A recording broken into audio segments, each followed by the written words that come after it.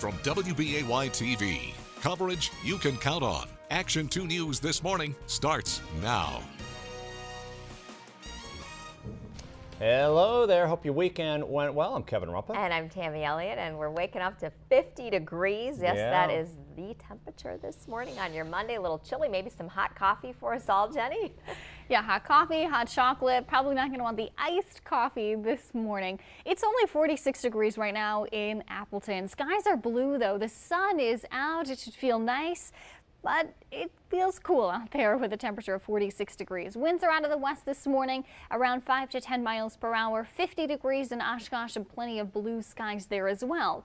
Much of our morning is going to be dry. It's going to be sunny, but we'll start to see some increase in clouds late this morning and into this afternoon.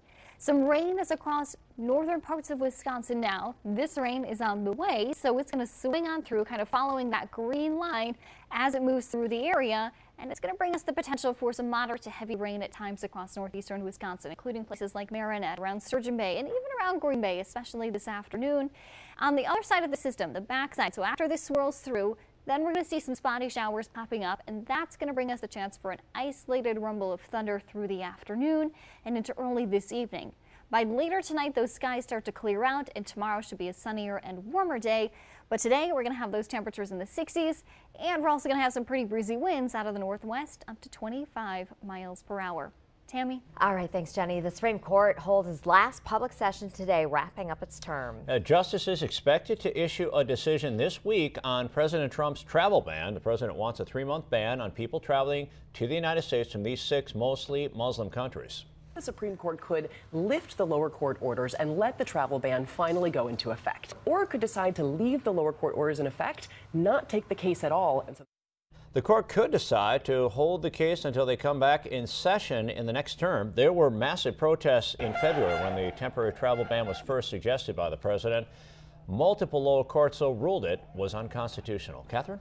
6:03 now. We'll find out today whether Brendan Dassey will be released from prison or if he'll stay behind bars. The State Department of Justice has until 5 tonight to respond to a motion Dassey's lawyers filed Friday asking for his release. Last week, you might remember, a 3-judge panel of the 7th Circuit Court of Appeals in Chicago ruled 2-1 to uphold a lower court's ruling that overturned Dassey's conviction. They said Dassey's confession to murdering Teresa Halbach was coerced and inadmissible. Dassey and his uncle Stephen Avery, as you know, have been serving life sentences after being convicted for killing the freelance photographer. Halbach was last seen on their Manitowoc County property on Halloween 2005. The case gained international attention with the Netflix documentary series Making a Murderer. Action 2 News will follow how the state responds to Dassey's lawyer's motion today and keep you up to date on air and online. Tammy. Catherine, thanks. Arkansas police recapture an inmate who's been on the run for 32 years. 6-year-old Stephen Dishman was arrested yesterday at his home. The Corrections Department says Dishman was serving a 7-year sentence for theft and burglary when he escaped in 1985. Details like what led authorities to him are unclear.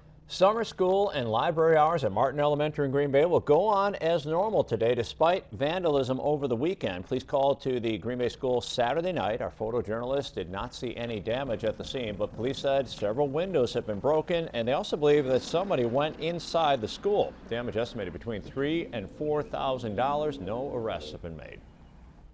Well, officials now confirming 60 apartment buildings in Britain have failed fire safety tests. The apartments are spread across 25 areas in Britain, and residents in those apartment buildings have now left their homes after inspectors found issues with cladding, which is the siding, also gas pipe insulation, and fire doors as well. Flammable cladding was blamed for spreading the fire at London's Grenfell apartment tower, that fire that killed 79 people earlier this month. Tropical storm Dora forms into a hurricane early this morning off Mexico's coast. Meteorologists say it shouldn't make direct landfall, but it could dump up to 3 inches of rain on the coast and cause dangerously high waves and strong riptides.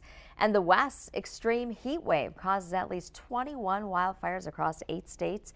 Arizona is under a state of emergency this morning, where this wildfire has been burning for more than 2 weeks now. And in southern Utah, this fire has kept growing, forcing at least 700 people to leave their homes. It's already destroyed more than a dozen homes. Firefighters have 10% of it under control. And a brush fire in Los Angeles burning 100 acres. Fire crews say it is growing fast. Firefighters are battling those flames from above, as you can see, and also on the ground. And we're learning that severe heat is now responsible for at least 4 deaths, including 2 toddlers, one found dead inside his father's car in Houston. Excessive heat warnings are in place for the 8th day in a row for some areas like Phoenix, and we're certainly not talking about excessive heat in our area at all, Jenny. Yeah, we're talking about the opposite. Our temperatures are going to be well below our average highs for this time of the year, with temperatures like 64 degrees today in Green Bay, and also the potential for some scattered showers this afternoon. Now, we'll also have some isolated rumbles of thunder.